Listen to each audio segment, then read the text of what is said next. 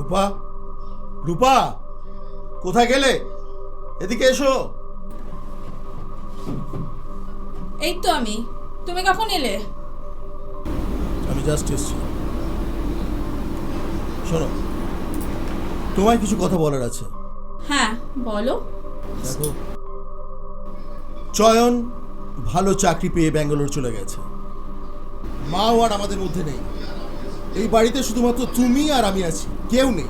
আমাদের একটা সন্তানও নেই। তুমি আমাকে ডাক্তার দেখাতে বলেছিলে, আমি তোমাকে ডাক্তার দেখিয়ে নিয়ে এসেছি। এই দেখো, এই দেখো তার রিপোর্ট। তুমি কি বলছো কি? আমি কিছু বুঝতে পারছি না। আমার মাথার উপর থেকে সব বেরিয়ে যাচ্ছে। মাথার উপর দিয়ে তো যাবেই, তোমার তোমার আর মাথার নিচ থেকে তো যাবে না, না?